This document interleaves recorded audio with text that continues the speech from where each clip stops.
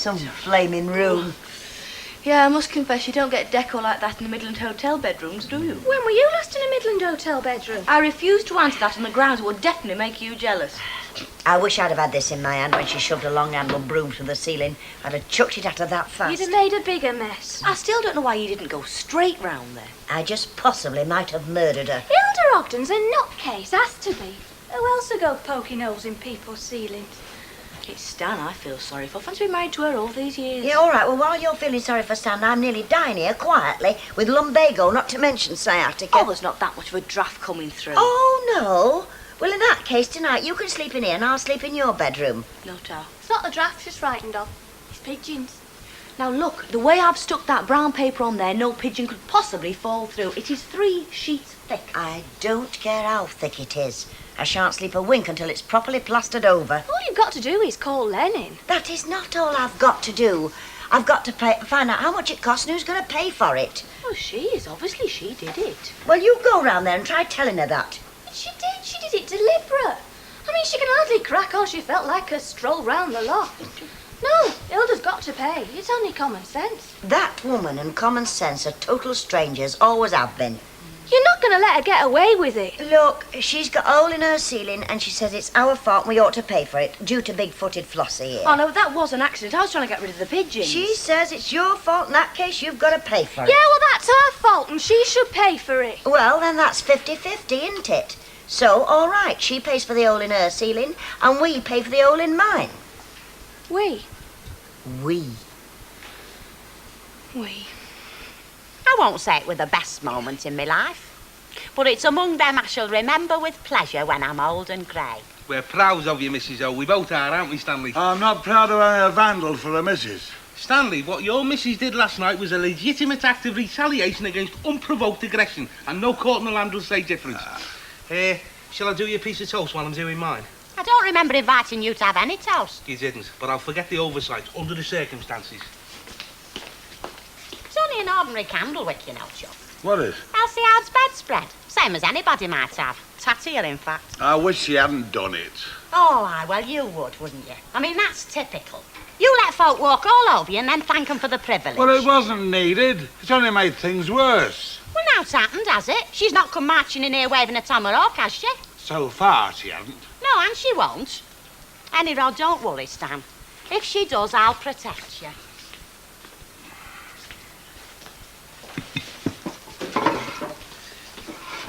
Oh, do you know, I hate to admit it after all these years, but I married a weak man.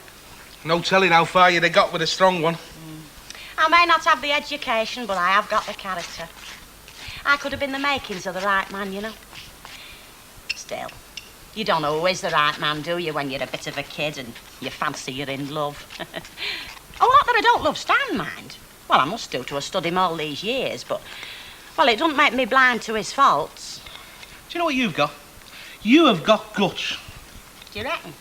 Well, you must have, to do what you did last night. I mean, what else would you call it? Balmy. That's what a lot of folk will call it, you know. They'll say I was just stirring up trouble for trouble's sake. But it wasn't like that, Eddie. I mean, you can take just so much, can't you? And then all of a sudden you've had a bellyful. You've just got to fight back. You have to make a stand sometimes in this world, don't you? Of course you have. Yeah, well, that's all I were doing, making a stand. Just letting them see they can't treat me like dirt and get away with it. Matter of pride, you see. Do you know that could have been me talking then? Of course, it won't come out looking like that, will it? It'll just come out like Hilda Ogden making a fool of herself. Again. You thumb your nose up at them. You're as good as they are any day. Do you really think so? Of course I do.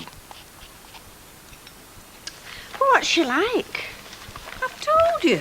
Pleasant. Well, anybody can be described as pleasant, even you on occasion. Listen, when it comes to describing me, I am known as the red-headed, pocket-sized Venus with the flashing hazel eyes. Who describes you like that? I do. Well, with an imagination like that, I'm surprised you can't come up with something better than pleasant. I hardly know the lady. What do you want, blood? Oh, information. Why are you so interested, anyway? Well, I'm interested because I happen to like Ken. And I have a great deal of respect for him, so naturally I want to know about anybody he's involved with. Well, she's a chiropodist. Well, that doesn't tell me what she looks like. She's younger than you. That means that she's younger than you as well. I'm not in competition, though. Look, why do you have to drag everything down to a personal level? It's much more fun that way. You won't try it. Do you think he's serious? Oh, I don't know. Probably having a bit of a fling. And about time, too. Live like a flaming monk long, you know. How do you know? A little thing called feminine intuition. And if there's one thing I am, it's feminine. You know, I'm surprised at her. According to all reports, she used to be a right tartar. A day for sorting out your financial affairs. Not a good day for travel. Last, I'll have to put off that trip to Saint-Tropez. Who? Our esteemed landlady up there skiving the morning off. She's not skiving. She's just going half an hour late, Mike won't mind. He doesn't have to, does he? He's only the boss. That's another thing that puzzles me. She does exactly as she likes with everybody else, including us, but she doesn't say a dicky bird to that old bat next door. Well, maybe she fancies a quiet life. You can't blame her at her age. Why is it bothering you, anyway? It's her ceiling. Because, my flower, we are the ones who've got to share the cost of repairing the flaming thing, and that ceiling is not going to cost pennies to repair. Now, if you want to fork out for it, I don't. I've got better things to do with my money. Well, what do you want Elsie to do? Put a bomb through Hilda's letterbox? Well, I should do something. Or somebody should. Hey, it's Valentine's Day tomorrow. Have you seen her again? Yes, tonight, as a matter of fact. Oh, another rugby match? Tenpin bowling, actually. Oh. Or wrestling, or perhaps scuba diving. Oh, he's pulling your leg and it serves you right. Well, I were only taking an interest in the lad. Yeah, I know, a motherly interest. Hey, watch it, Barlow, or you might not grow up to be a fella. Oh. Bye. Hello. He seems very pleased with himself, doesn't he? And he obviously likes. For now. Well, what do you mean by that? Well, it won't last. Never does with him. That's ridiculous. He's been married twice. Yes, but second one didn't exactly last the course, did it? No, but the first one did. I mean, from what I hear, it was very happy. And anyone who comes into his life has to measure up to that now. And I don't think they can. Are you trying to say that he's living in the past? As far as women are concerned, I think he is. I think he feels safer there. Excuse me. Do you sell anything in this shop or just give psychology lessons? I'm sorry, what do you want? A Valentine card. Up there they are. Oh, is it for anybody special? Your husband. Definitely not mine, but somebody's, I'll bet. You know, you could be right. There you are, darling. Not a pigeon in sight. Yeah, well, how about where they got in? Well, I filled that hole up there. They won't peck their way through there again. Yeah, but what about that lot up there? Yeah. Well, what's the joke? Did she really poke her sweeping brush through there? She did, and it wasn't that funny. I think it's hilarious. The silly madam. She must be off her marbles, you know. Mind you, married to Oggy. I'm not surprised it hasn't happened sooner. That is not the point. The point is, how soon can you mend it, and how much will it cost? Well, I can get on with it whenever you like. And you won't come out under much less than 25 quid. Sorry. You're sorry. Can I leave a message? Would you tell Ken I'm sorry I can't make this evening? My babysitter's let me down. My daughter would kill me if she heard me say that. At 12, they think they're very grown up, don't they? Well, you must know that with the twins. All right, I'll tell him. How are your feet? All right. That makes a change. Mr. Tatlock, what's the matter? Aren't we friends anymore? I've not fallen out. I've fallen out with nobody. Well, it's just that only a few days ago you were constantly asking me to call and Yes, to see me feet, and now you've fixed them. inviting me to tea and being generally very nice to me. I'm no different to what I've always been. Is it because I'm divorced? Mr. Tatlock? You might have mentioned it. I don't see why. There's no law says it should be printed on my forehead. Reckon on you were single. I didn't. You assumed it. You never said out about being married. Well, I wasn't trying to hide it, honestly. What have you got against divorce? No, Oh, come on now. I think you have. it's too easy, isn't it? Marriage has got naught to do with being divorced. It's a matter of sticking together through thick and thin. Divorce isn't a... Oh, well, anyhow, it's your own business. Live your life as you want to. It's got naught to do with me. Divorce isn't a what, Mr. Tatlock? It isn't a good advertisement for anybody. I was the innocent party. And if you're interested, I've not fallen out with you. Please give Ken my message. Bye.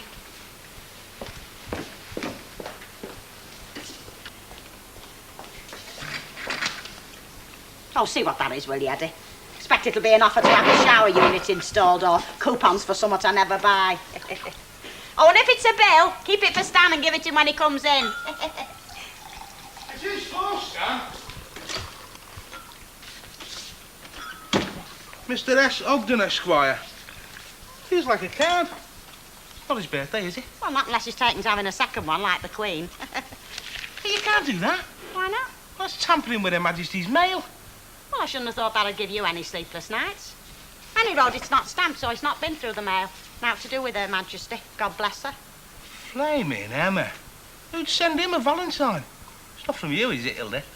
Yeah, that's right. I nipped out and posted it through my own letterbox while I was stood here pouring you a cup of tea. Who's it from? Well, it's not signed, is it? They never are. Ah, it'll be somebody's idea of a joke. I mean, it won't be from a woman, will it? Not for Stan. Oh, it's from a woman, all right. Hey, take it easy, Hilda. You've got enough Barneys on your hands at the moment. Don't worry. I shan't touch one hair of his little head. It's her what can look out. Do you think you know who it's from? Oh, I know who it's from, all right. No danger.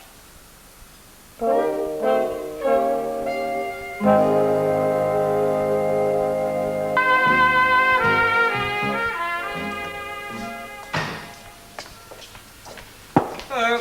Oh, your friend called here today. Which friend? Mrs. Robson. Oh, when? Well, about quarter of an hour since. Well, why don't you ask her to wait? You know it wouldn't be long. Well, I didn't know if they'd be into your dinner or not. I usually do. Oh, yeah, I know that, but I thought perhaps you might have gone to Rovers for a change. And I didn't want to waste her time. Very thoughtful of you. Was it a social call, or did she want anything special? Well, she won't be able to see you tonight. It's me leaving that daughter of hers on her own.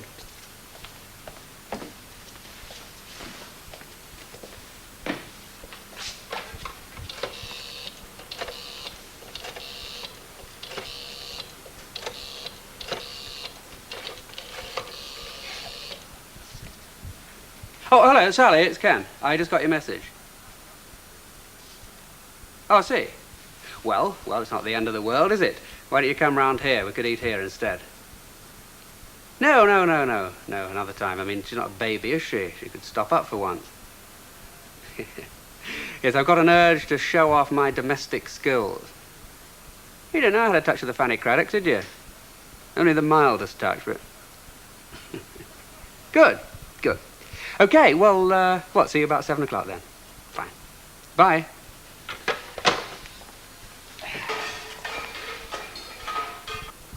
I don't know naught about this. Of course you don't, Chuck. You don't believe me, do you? Oh, I think she does believe you, Stan. Oh, no, she doesn't. She never does believe me. No, well, I don't believe you as a rule because you tell such thumping great lies.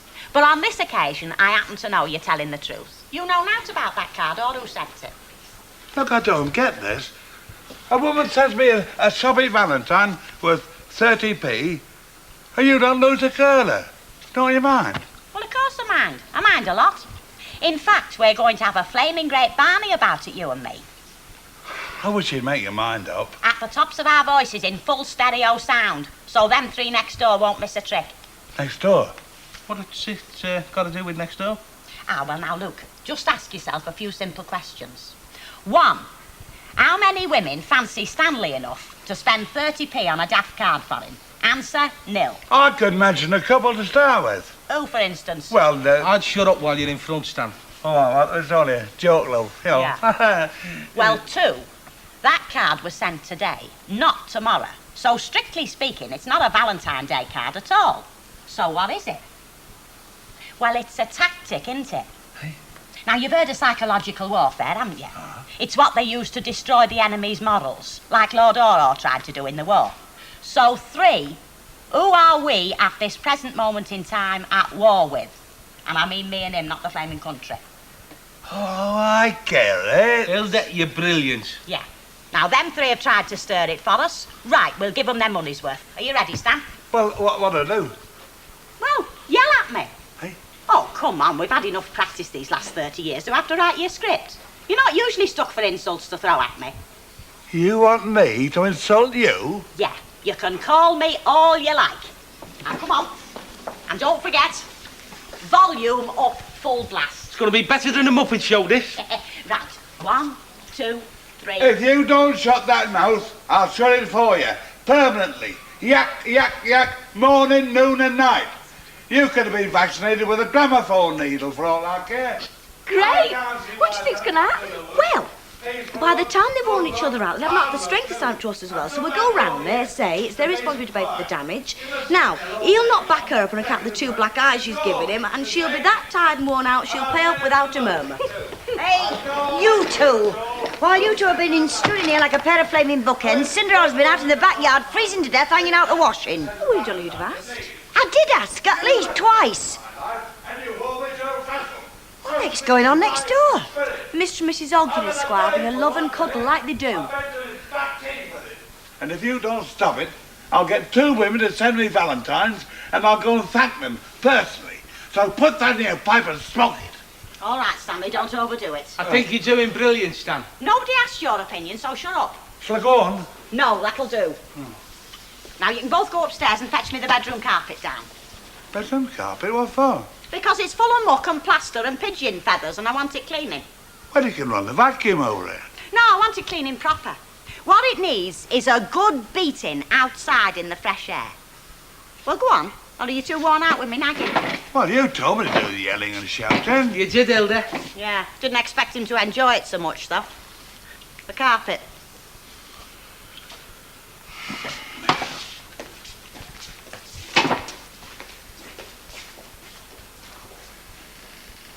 Right, well, I'll be off then. What about your dinner? No, I haven't got time. I'll grab a sandwich. I've got some shopping I want to do. What sort of shopping?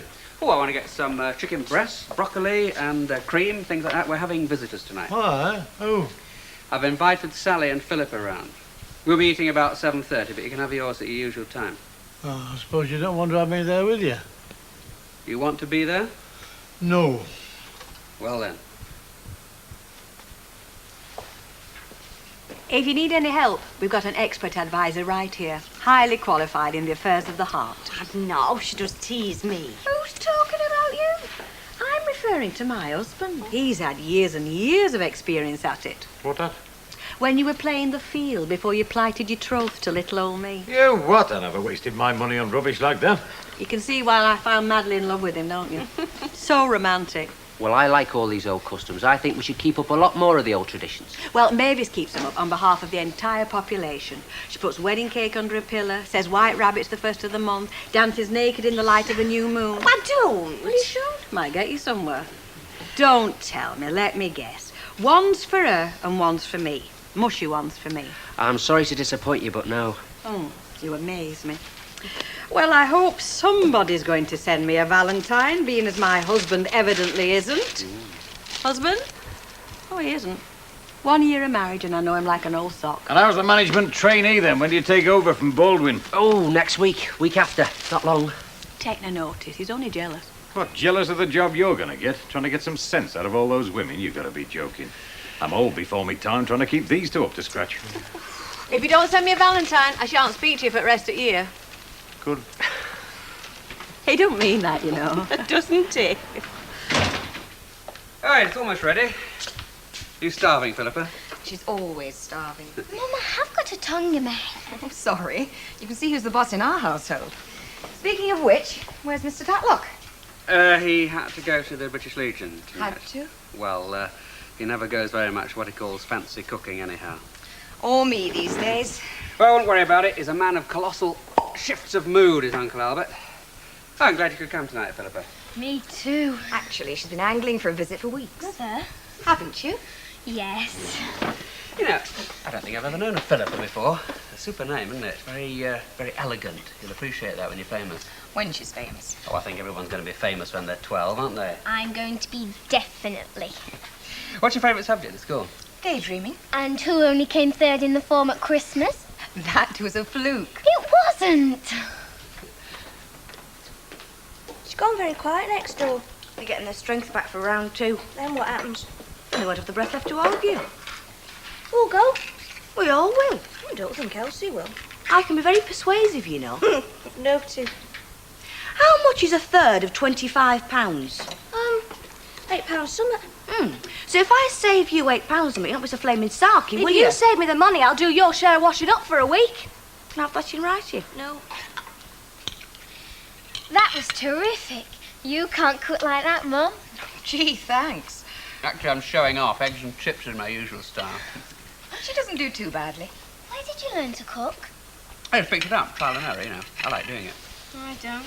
You can say that again. Well, there's no point, is there, when you can just go and buy what you want? You don't know what you're missing. Anyway, I haven't got time. Oh? Doing what? Things. Like talking on the telephone for hours on end. Boyfriends? To girlfriends about boyfriends, mainly. Well, weren't you the same? Yes. That's the first time I've ever heard you admit it. What hobbies have you got? I used to like riding, but I've gone off it now. Tennis and some records. Endless, endless records. Haven't you got a record player, Mr. Barlow? Yes, I have, upstairs. I also run a disco every other Thursday over at the centre. Well, by proxy, anyway. Hear that, Mum? I heard. Oh, what's this, a private joke? She won't let me go to discos. Jackie Harmon does, and she's 6 months younger than me. Well, you are a bit young. I bet you get some my age at your disco. Yes, as a matter of fact, we do. Whose side are you on? Maybe I could come to your disco sometime. Well... It'd be all right if you were there. Got me cornered. She's very good at that. Is the one this Thursday? Yes. I'll come then. I don't have much homework on Thursdays. All right, it's a date. Just look at it, just flaming look at it, covered in muck and filth and rubbish and heaven knows what. Is it? How did that happen? Oh, look, my new sweater. And my best flaming blouse. Has someone's chimney been on fire? No, it hasn't. Someone's been meeting their lousy rotten carpet over somebody's backyard wall. A carpet? Yes, and making sure all the muck came in our direction. Hilda Ogden. Dead right. You know, I don't think she's any sense. It's almost as if she's asking for more trouble. I wonder why. Yeah. You two haven't been up to anything by any chance, have you? Us? What could we have been up to? And that's only the start of it. She's going to wish she'd never been born by the time I've done with her. Not content with damaging us property, she tries to ferment trouble between you and me. Stanley? Are you listening? Oh, it hurts. What are you on about now? Now, you've heard of the 100 Years' War, haven't you? Well, it's just starting in this street. Oh, yes. I think it's time me and her next door had a real showdown.